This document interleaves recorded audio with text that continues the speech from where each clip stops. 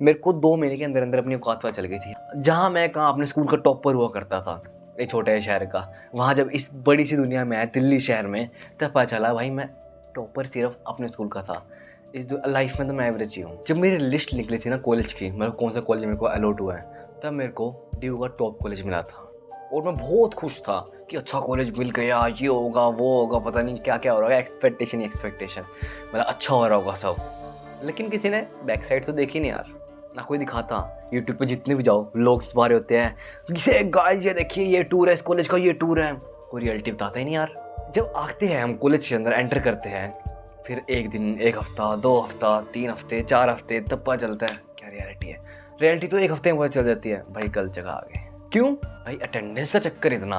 2 नवंबर 2022 को मेरा कॉलेज शुरू हुआ था, पहला दिन था, बड़ा खुश था यार। जब 4 बज के कॉलेज की शाम आ गई तब थोड़ा दुख हो रहा था कि कॉलेज घर वापसी जा रहे। फिर अगले दिन आए, क्लास अटेंड करी, टीचर के बारे में पता चला कि ये टीचर पढ़ा रहे, ये सब हो रहा है, तो अटेंडेंस भी कर रहे थे मेंटेन, अच्छा लग रहा था। थोड़ा थोड़ा 1 हफ्ता करते रहे। क्लास ना वैसी होती है जैसे स्कूल में होती थी, कुछ समझ तो आता नहीं, टीचर का बोलते रहता है टीचर, हम अपने में लगे रहते हैं, ऐसे ही कॉलेज का होता है। फिर धीरे धीरे क्या हुआ, जब कॉलेज शुरू हुए 3-4 दिन बाद ही हमारे जो है सोसाइटीज़ है, काफ़ी सारी सोसाइटीज़ है, धीरे धीरे करके सबकी ओरिएंटेशन हुई। फिर 2 दिन बाद ग्रुप डिस्कशन शुरू होते हैं, जिसमें 7 से 8 बच्चे बैठे होते हैं और एक टॉपिक दिया जाता है, उसमें सबको बोलना होता है। फिर मेरा जब पहला GD आया, इकोनॉमिक सोसाइटी का आया, मैं उसमें बैठा।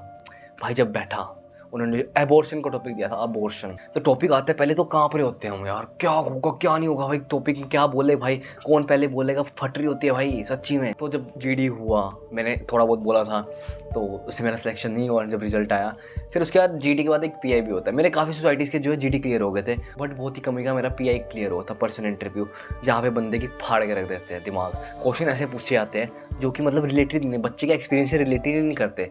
एक हाइपोथेटिकल सिचुएशन देके, हाँ ऐसे क्वेश्चन होते हैं जो कि आपके पता है कहाँ पूछे जाएंगे, जब आपको एक्सपीरियंस होगा लाइफ में, जब आप जॉब में जाओगे तब ये क्वेश्चन पूछे जाते हैं। ये आपसे बहुत जल्दी पूछते हैं, छोटे छोटे बालक होते हैं 2nd ईयर के, तो ये सब पूछते हैं। तो ये नहीं पूछना चाहिए उनसे, नहीं है उनके लेवल के। और जब सोसाइटीज़ होते रहे, सबके इंटरव्यू होते रहे, इतने सारे रिजेक्शन मिलने मेरे को, इतने सारे मेरे को क्या मेरे दोस्तों को मिल रहे थे, लेकिन काफ़ी बच्चे थे जिनको बहुत सारी सोसाइटीज़ में 10-15 सोसाइटी में सिलेक्शन हो जा रही थी, और वो अपना फ्लैक्स दिखा रहे थे अपने ग्रुप्स में, हमारे कॉलेज के ग्रुप्स में, देखो मेरे को इसमें सिलेक्शन मिल गया। सब बच्चे इसको कॉन्ग्रेचुलेशन भी कर रहे थे, लेकिन मेरे को एक गंदी बात लगी, भाई क्यों फ्लैक्स कर रहा है भाई, दूसरे बच्चे इनका रिजेक्शन मिल रहा है। मेरे अच्छे से सोसाइटी से प्लेसमेंट चलता है, इनका GD क्लियर हुआ, इन एक्टर्स का GD क्लियर हुआ, लेकिन PI क्लियर नहीं हो पाया इनके। तो जब रिजेक्शन मिलता है ना, बड़ा फेलियर महसूस होता है, हम कहाँ स्टैंड करते हैं। मेरे को 2 महीने के अंदर अंदर अपनी औकात पता चल गई थी। जहाँ मैं कहाँ अपने स्कूल का टॉपर हुआ करता था, एक छोटे शहर का, वहाँ जब इस बड़ी सी दुनिया में आया दिल्ली शहर में, तब पता चला भाई मैं टॉपर सिर्फ अपने स्कूल का था।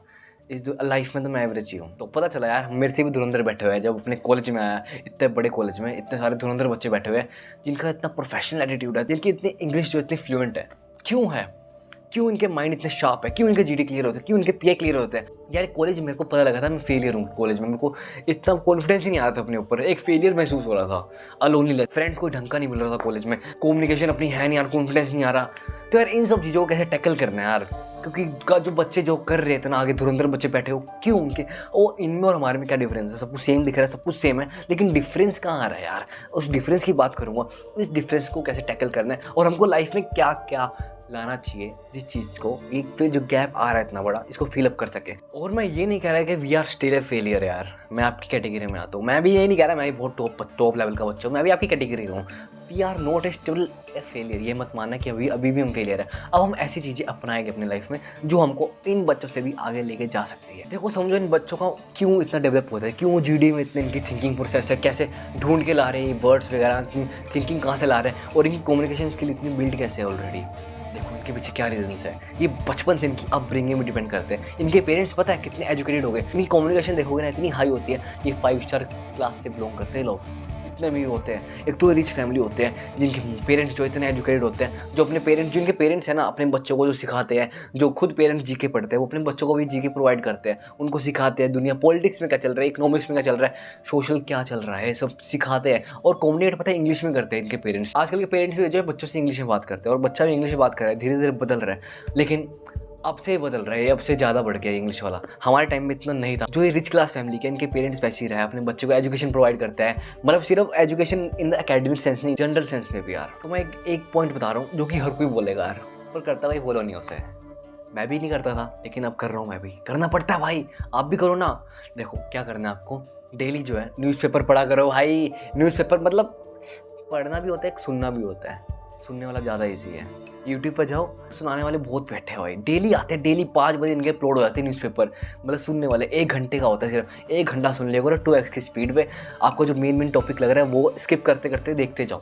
मैं सही कह रहा हूँ, टाइम भी बचेगा और नॉलेज आपकी बिल्ड होगी एक्स्ट्रा।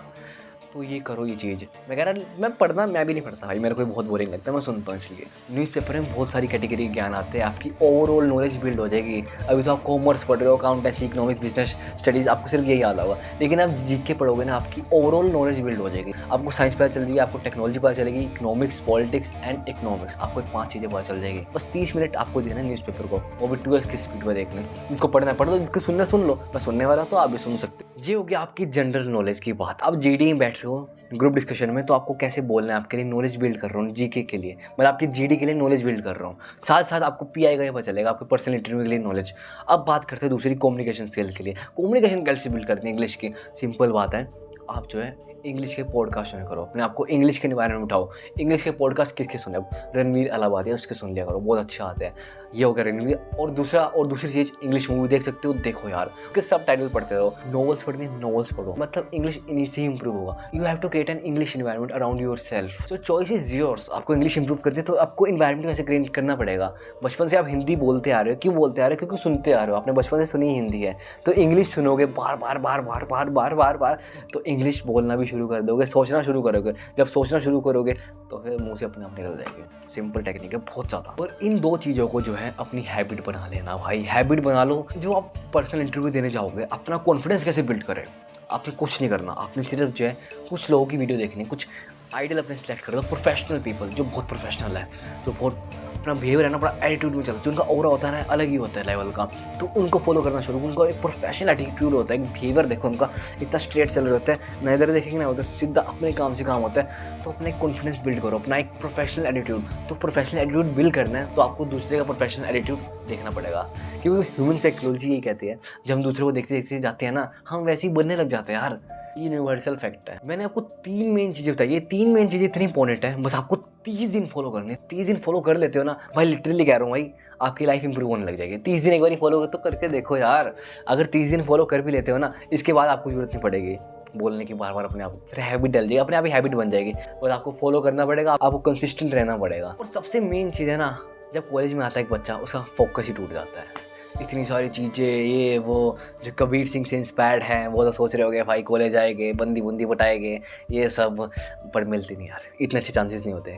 किस्मत की बात होती है, मिल गई नहीं मिली। तो ये होता है फोकस टूटना। कैसे टूटता है आपका फोकस? बच्चे को जी यारी दोस्ती में लग जाता है, कोई नशे में घुस जाता है, ये सब वगैरह, उसका फोकस ही टूट जाता है, पढ़ाई हो ही नहीं पाती भाई उससे।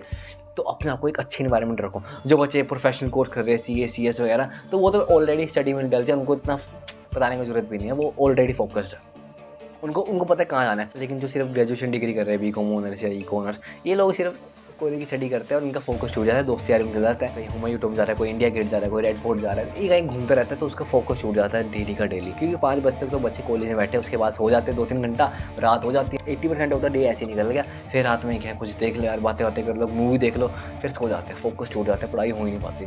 बच्चे सोचते हैं लास्ट में पढ़ लेंगे, ठीक है पढ़ो भाई, हम भी ये करते हैं। मैं ये कहना चाहता हूँ, आपको एक फोकस बनाने रखना है, तो आपको सिंपली जो है स्पिरिचुअल वर्ल्ड से कनेक्ट रखो। Spiritual world in the sense कुछ स्पिरिचुअल नॉलेज लो। मैं ये नहीं कह रहा समाधि ला के बैठ जाओ, आप सिंपल जो है भगवद गीता पढ़ो, कोई भी गीता पढ़ो, वेदास, उपनिषद, जितना भी होता है नॉलेज प्रोवाइड करो, भगवान से कनेक्टेड रहो। ये भगवान ऐसी एनर्जी है जो कि आपको फोकस रहने में बहुत मदद करेगी। ये हवाई बातें नहीं कर रहा, ये प्रैक्टिकल नॉलेज है, मेरे को बिलीव करो, मैंने कर रखे सब। Because focus is not a quality, it's an achievement. आज के ज़माने में अचीवमेंट है, पहले क्वालिटी हुआ करती थी फोकस, लेकिन आज के टाइम में अचीवमेंट है। सोशल मीडिया वगैरह कितना दिमाग भटका के रखा है, स्क्रॉल खत्म नहीं होता कभी। तो अपना फोकस मेंटेन करो, स्पिरिचुअल वर्ल्ड से कनेक्ट होकर।